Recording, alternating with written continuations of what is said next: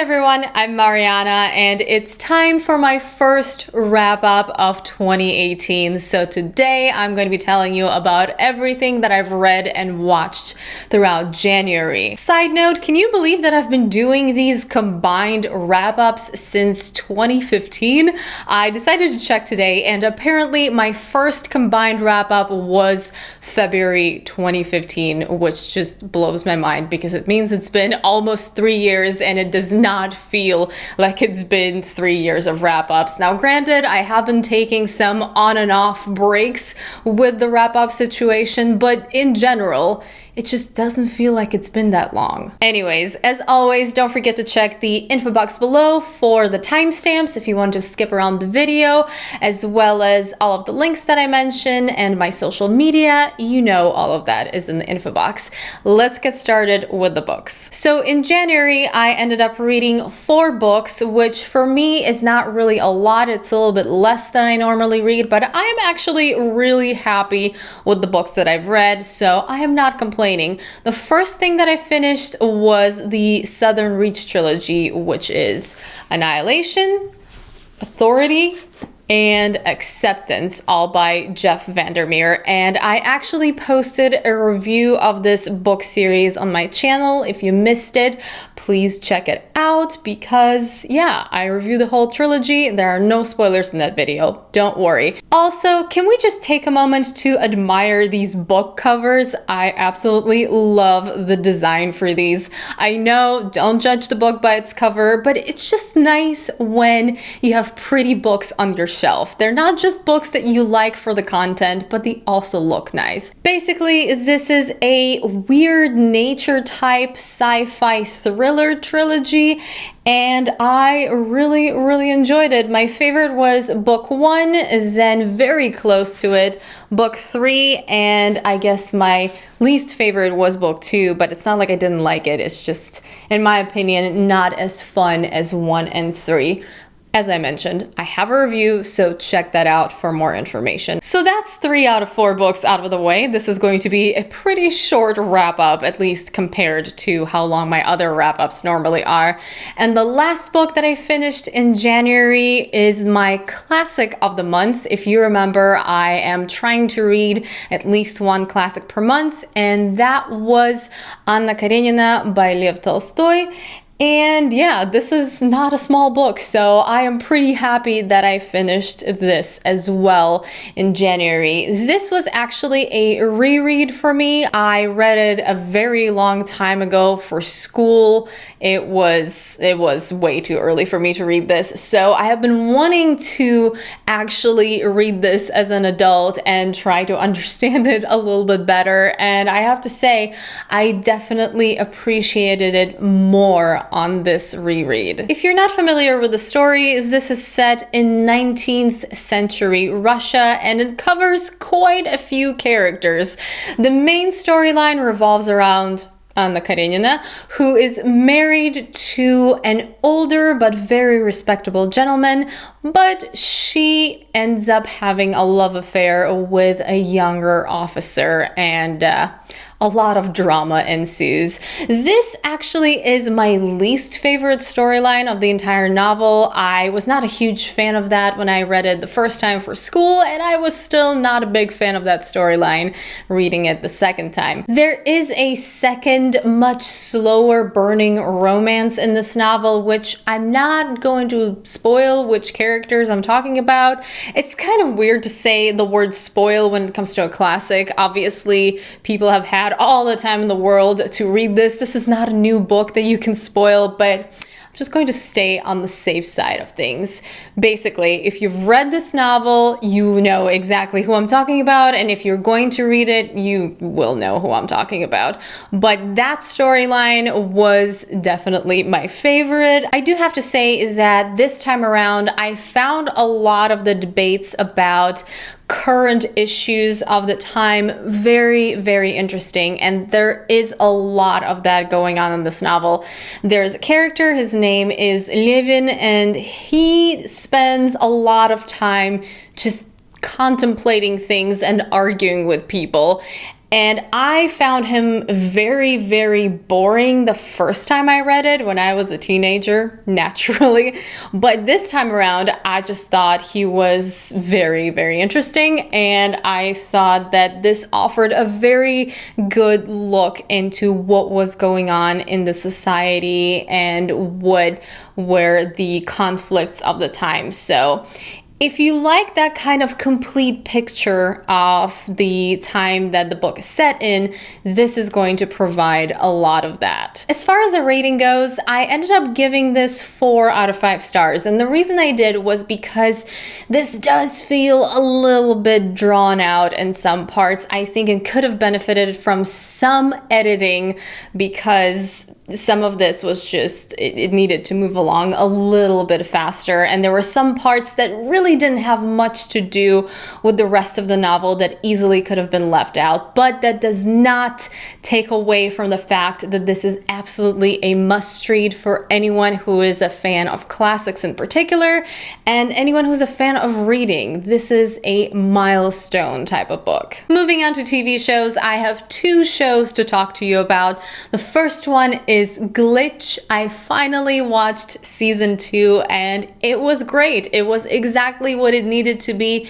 It was the perfect season 2 and I just love this show so much. If you have no idea what I'm talking about, it's because this show is incredibly underrated. Barely anyone watches it. It's on Netflix. I don't think many people know about it. I do have a review of season 1, so I will link that and I can try to convince you there that you should watch this show.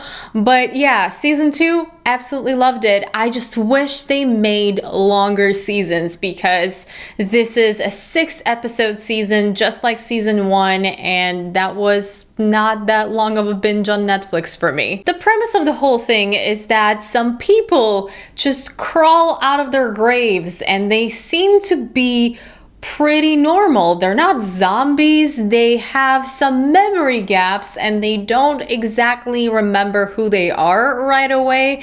They eventually get there, but to begin with, they have no idea what's going on, and people are trying to figure out what's that all about. It is not a horror show in any way, even though it does have to do with some undead people. And it is pretty much a supernatural drama that is very, very interesting. I can't recommend this show enough. Just give it a try, and I'm pretty sure you're going to enjoy it. The second show that I watched is also on Netflix. It's called The End of the Effing World, and it is a very quick binge. It's only 8 episodes, and every episode is only about 20 minutes long, so you could finish it in a day. It's essentially the length of a really long movie. The show follows 2 pretty troubled teenagers. One of them is James, who is pretty sure he's a sociopath, and the other one is Alyssa, who is a very angsty misfit type of teenager, and the 2 of them decide to run away together and of course get into all kinds of trouble. This is a very well-made, well-written, clever, and funny show. If this premise sounds like something you would enjoy, I would absolutely recommend watching it because you're going to have fun with this one. It's not over the top funny where it's just ridiculous, but the humor is just the right amount. It does get a little bit dark at times. It's a really good balance of things, and it is shot really well and acted really well. It's a very well done show. For me, I am a little bit tired of the trope of the perspective of angsty teenagers who see every adult in their life as somebody who's messed up. Pretty much every adult in the show sucks on some level. Some of them just don't have their life together, while others actually are horrible people. And while that perspective does make sense from the angsty teen side of things, which I'm assuming there are teenagers who actually feel that way and who see adults that way, it's something that I've always found hard to relate to because I wasn't really like that. Don't get me wrong, I wasn't the perfect teenager, nobody is, but it's just, I didn't have that amount of resentment towards adults, and I actually had a lot of respect and looked up to a lot of adults in my life when I was growing up. So I didn't really have that of an extreme rebellious phase in my teenage years, and so this trope is getting a little bit tired for me personally. This obviously does not take away from the quality of the show. This is just a personal preference, so I didn't love it because of that, but I did really enjoy it, and I'm so glad I watched it. And as I mentioned, if the premise sounds interesting to you, which the premise is really cool, then absolutely check it out. I think for most people this is going to be a very fun and quick show to watch. And finally, on to the movie portion of this video, which I only watched 5 movies in January. This is not a lot of movies for me. I normally watch way more. If you've seen my previous wrap-ups, you know that I watch way more than 5 movies normally in any given month. But January, I guess, ended up being the month of not feeling it with movies for me, and also it was kind of a busier month than I expected. So let's just get through this short list of movies on Letterboxd. And as always, if you don't follow me on Letterboxd, I am Impression Blend on there, just like I am everywhere else on social media. So the first movie I watched was The Lovers, and as you can tell by my 2.5-star rating, this was one of my least favorite A24 films. I was definitely disappointed by this one. The story here is about an older couple. Their marriage is most definitely falling apart. They are cheating on each other. This is clearly not a new occurrence. However, they actually discover that they may still have feelings for each other, and they end up cheating on their lovers with each other, which sounds like a really cool premise. I actually thought this could be a really interesting film, and the cast is really good, the acting is excellent, but it just went nowhere with all of that. It was really slow, even though some of the dialogue was pretty clever and it had its moments. In general, this movie just did not deliver at all for me. I kind of am surprised about the amount of positive reviews from the critics, and the ending was absolutely ridiculous in my opinion. So I would not recommend this at all to anyone unless you really want to see the performances, which Deborah Winger, Tracy Letts, Aidan Gillen, aka Peter Baelish from Game of Thrones, they're great. It's just the movie itself is very disappointing. Next, I watched Logan Lucky, which is a movie I unfortunately missed in theaters, and I think this would have been a really fun theater experience. This is essentially a heist comedy with a really, really nice cast. You have Adam Driver, Channing Tatum, you have Daniel Craig in a very funny role. I loved his character. They are all memorable characters. There are more people in this film that I'm just not remembering off the top of my head, but it was very entertaining. The way I would put this is I would recommend this film to anyone who is looking for a light, entertaining movie that you can just watch, relax, and then probably forget about it in a day or two. It has a good amount of humor, it has a good amount of action, it is fun to watch. It's not going to blow your mind, it probably won't be your new favorite film, but it doesn't take itself too seriously, so it achieves what it was going for, and to me this was a solid 3.5 out of 5. Definitely entertaining, and I am glad I finally watched it. After that, I watched Loveless. This is a Russian film. As you can tell, I gave it 5 out of 5 stars. And if you've seen my top 10 films of 2017 video, you know that that movie was on that list.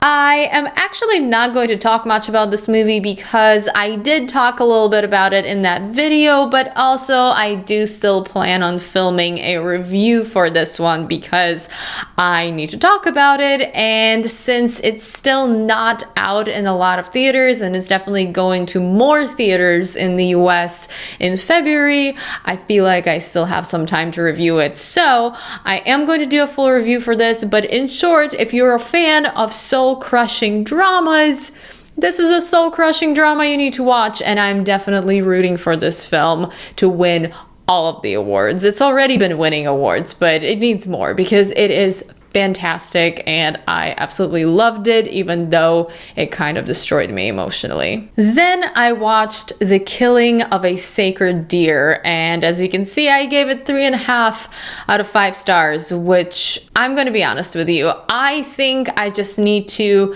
give up on Yorgos Lanthimos because he is clearly not the director for me. I understand the appeal. I think he has a very unique and distinct style. However, the whole deadpan delivery, the reserved performance, as you would say, of the actors that he gets out of them, it's just not my thing. It takes me out of the film and I find it frustrating and kind of silly to watch. This is actually kind of a bummer for me because particularly with The Killing of a Sacred Deer, I thought the story itself was really interesting. I loved where it went. I loved how weird it was and the themes and all of that, but the performances just took me out of it so much I could not enjoy it fully. I can't honestly give it more than 3.5 because if I gave it 4, that would mean I really enjoyed it, which I did not. And with the previous films of the same director, I had exactly the same problem because I can get behind these stories. I just cannot get behind these performances. It's not my thing. I get what he's doing. I understand it, but doesn't mean I like it. So 3.5 out of 5 stars. I did enjoy it somewhat, but not really for me. But I know a lot of people love it, so I would definitely recommend watching it and making up your own mind, especially if you love some weird thriller horror stuff. And last but certainly not least, I watched Lady Macbeth, which has absolutely nothing to do with Shakespeare. It's actually an adaptation of a Russian novella, but this adaptation sets it in England instead of in Russia, and I don't think a lot of people saw this one, which is a shame because it is a really well done period piece with an outstanding lead performance. I'm not going to lie, it was a little bit hard for me to not compare it to the novella that this is based on, particularly because I love that book. It is so good and there is a lot going on in it, but I tried my best and I actually ended up really enjoying the movie, which is why I gave it 4 out of 5 stars. The whole thing revolves around a young woman being married off to a man who doesn't really have a lot of interest in her or a lot of respect for her, so when he leaves to take care of a certain situation, she begins a love affair with someone around her, and that is quite scandalous and leads to a lot of interesting consequences. The Lady Macbeth reference comes in when the story takes a darker turn, and it really explores how someone's innocence can really start falling apart and descending into a less moral situation, to put it that way. It is an interesting film. It's a slow period piece, but it is worth watching if you're into that kind of genre, and as I mentioned, the lead performance is just out of this world. It is a solid 4 out of 5. And that concludes my movie watching for the month. I can tell you that in February, I have already watched more films than I have in the entirety of January, so that was definitely an off month for me with movies, but I am making a comeback with my February wrap up, I can tell you that much. So look forward to that. And that's it for this wrap up. I hope you guys enjoyed the video. Thank you so much for watching as always. And if you did enjoy it, please don't forget to give it a thumbs up, share it, and subscribe to my channel if you haven't already. I hope you're having an awesome day, and I will see you very soon in my next video. Bye.